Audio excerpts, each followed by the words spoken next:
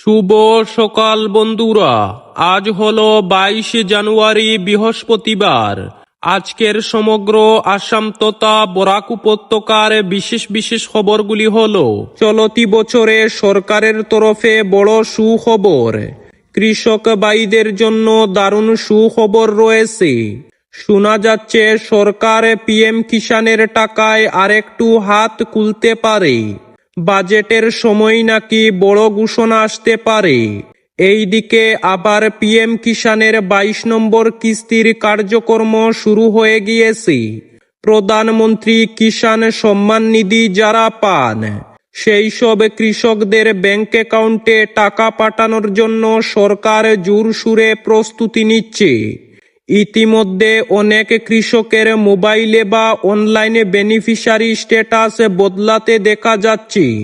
এতে বোঝা যাচ্ছে যে আর বেশি দিন অপেক্ষা করতে হবে না। জানুয়ারি মাসের মাঝামাঝি থেকেই এই আপডেট আসা শুরু হয়েছে। সব মিলিয়ে আশা করা যাচ্ছে যে ফেব্রুয়ারি মাসের মধ্যে, না হলে বড় জোর মার্চ মাসের মধ্যে 22 নম্বর কিস্তির টাকা কৃষকদের ব্যাংক অ্যাকাউন্টে ঢুকতে চলেছে। পরবর্তী খবরটি হলো, 26-এর বিধানসভায় কোনো পরিস্থিতিতে ইউডিএফের সঙ্গে মিত্রতা করবে না কংগ্রেস, জানিয়ে দিলেন প্রদেশ কংগ্রেসের সভাপতি গৌরব গগৈ। আসন্ন বিধানসভা নির্বাচনে ইউডিএফের সভাপতি বদরুদ্দিন আজমল কংগ্রেস দলের সঙ্গে মিত্রতার চেষ্টা চালালেও তাতে ডাল গলছে না। ইউডিএফের দলের সঙ্গে কংগ্রেস কোনোভাবেই মিত্রতায় আবদ্ধ হবে না। এ কথা ইতিপূর্বে বহুবার বলেছেন প্রদেশ কংগ্রেসের সভাপতি গৌরব গগৈ। রবিবার গোয়ালপাড়া জেলার যোগীগুপার অন্তর্গত বালাপাড়ায় মুফতি আব্দুল হক মার্কাজ একাডেমির নতুন ভবন উদ্বোধন করার পর আসন্ন বিধানসভা নির্বাচনে কংগ্রেসের দলের সঙ্গে মিত্রতার বিষয়ে মন্তব্য করেন ইউডিএফের সভাপতি বদরুদ্দিন আজমল। তিনি বলেন, আসন্ন বিধানসভা নির্বাচনে বিজেপিকে রুখে দিতে হলে বিরোধীরা সকলে একজোট হতে হবে। কংগ্রেস দল যদি ইউডিএফ দলের সঙ্গে মিত্রতা করতে রাজি না হয়, তাহলে 26-এর নির্বাচনে বিজেপি জয়ী হবে। পরবর্তী খবরটি হলো, বাল্যবিবাহ রোধে অসমের কঠোর অবস্থান। এখন পর্যন্ত 2000 জনকে গ্রেফতার করা হয়েছে। বাল্যবিবাহ নির্মূলের লক্ষ্যে অসম সরকার যে কঠোর অবস্থান নিয়েছে, তার বাস্তব প্রতিফলন ক্রমে সামনে আসতে শুরু করেছে। রাজ্য জুড়ে চালানো ধারাবাহিক অভিযান ও নজরদারির ফলে বাল্যবিবাহ সংক্রান্ত বিভিন্ন মামলায় এখনো পর্যন্ত প্রায় 2000 জনকে গ্রেফতার করা হয়েছে।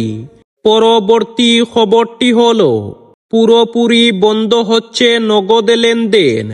টুল ট্যাক্স নিয়ে বড় সিদ্ধান্ত কেন্দ্রের। টুল ট্যাক্স নিয়ে বড় সিদ্ধান্ত করল কেন্দ্র। এবার থেকে হাইওয়েতে আর নগদ লেনদেন চলবে না।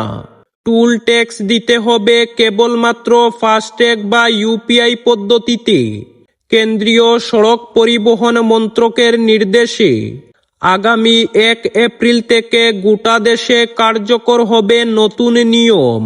অর্থাৎ দেশের সমস্ত মহাসড়ক এবং জাতীয় সড়কের টুল প্লাজায় নগদ লেনদেন চলবে চলতি অর্থবর্ষের 31 মার্চ অবধি। মহাসড়কগুলির ভ্রমণকে সম্পূর্ণ ডিজিটাল করার লক্ষ্যে নয়া পদক্ষেপ করল কেন্দ্রীয় সরকার। পরবর্তী খবরটি হলো, ইরান থেকে দেশে ফিরলেন ভারতীয়রা। ইরানে বিক্ষোভ ক্রমশ তীব্র আকার নিচ্ছে। মৃত্যু হয়েছে হাজারো মানুষের। এই পরিস্থিতিতে ভারতীয়দের যত দ্রুত সম্ভব ইরান ছাড়ার পরামর্শ দিয়েছিলেন বিদেশ মন্ত্রক। সেই অনুযায়ী শনিবার সকালে ইরান থেকে ভারতীয়দের নিয়ে দিল্লি বিমানবন্দরে অবতরণ করল বিমান। আত্মীয়দের জড়িয়ে ধরে কান্নায় ভেঙে পড়লেন অনেকেই।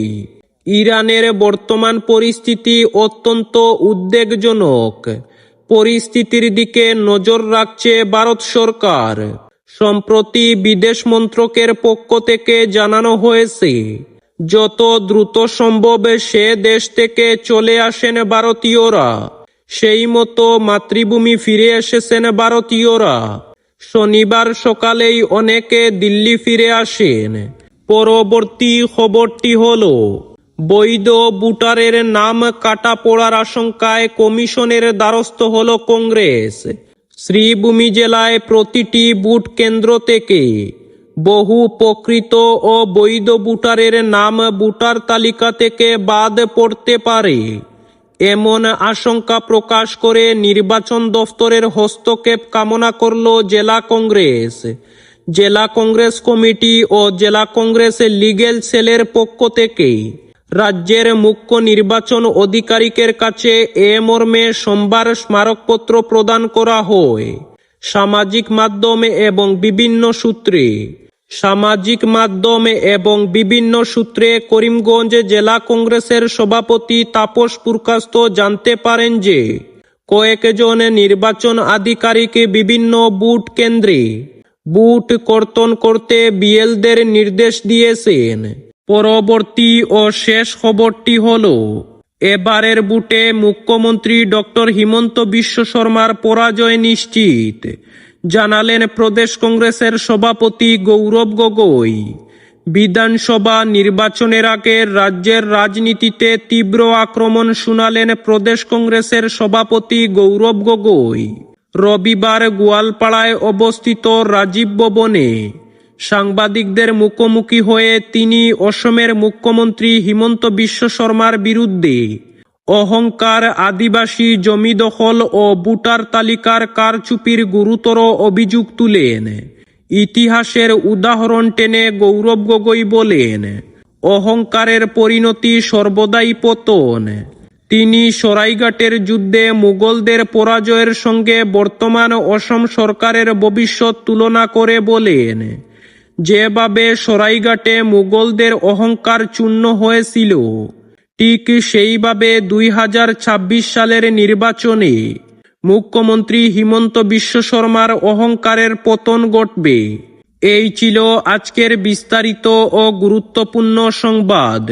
ভিডিওটি যদি সামান্য পরিমাণ প্রয়োজনীয় বলে মনে হয় তাহলে ভিডিওটিতে একটি লাইক করে চ্যানেলটিকে সাবস্ক্রাইব করে পাশের বেল আইকনটি বাজিয়ে রাখবেন, যাতে সঠিক তথ্যগুলি সবার কাছে পৌঁছাতে পারে।